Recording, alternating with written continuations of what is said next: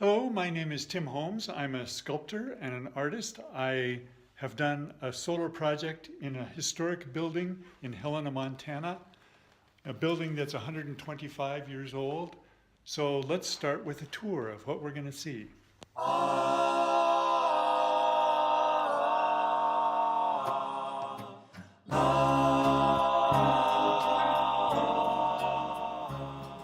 One of the reasons I bought this building 25 years ago was because of the pitched south-facing roof that's an excellent site for a solar installation. The building was built in 1890 by the Sisters of the Good Shepherd and was originally called a home for wayward women.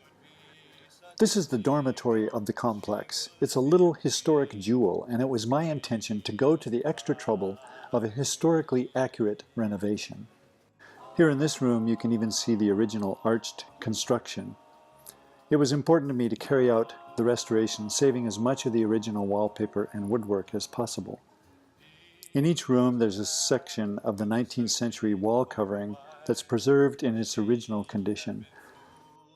There are also some fabulous stencils in some of the rooms, and perhaps the crowning feature, this hand-painted display of poppies on the ceiling. The studio even displays an antique map of territorial Montana from 1884 found in an attic. Now, is that cool or what? I'm very conscientious about saving energy.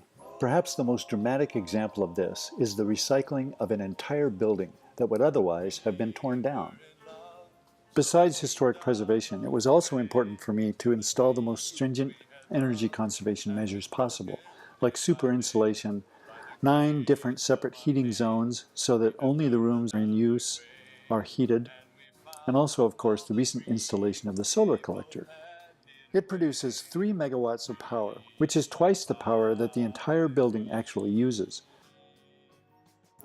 The inverter is installed right next to the meter, which feeds the power directly into the grid and can be immediately shared with the nearest neighbor. Now we're producing more energy than we use, like a tree.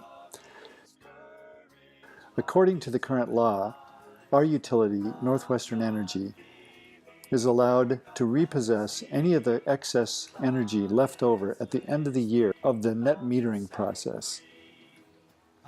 At the same time, their lobbying campaign against alternative energy includes a very deceptive admonishment to small energy producers like myself that we are, quote, stealing from the neighbors, unquote, by not purchasing more power and thereby concentrating line maintenance expenses on other customers. Now, the same argument could be used against second homeowners or anyone who conserves energy, but the focus of Northwestern Energy's complaint is small energy producers. As a result, I've opted to install on the sidewalk outside the building this handy electrical outlet, which offers free power for anyone who wants to use it for charging batteries or electric vehicles or anything else. I would much rather give free power to the neighbors than to have the company seize it and resell it to the same customers while accusing me of being a thief. To me, this is a dignified way of resisting the foot-dragging of Northwestern Energy, which tries to maintain the fossil fuel economy in a rapidly changing world where we all have to work together to secure a safe and renewable energy future. Here at the Tim Holmes Studio, we are helping the world through making art, preserving history, and supplying free energy.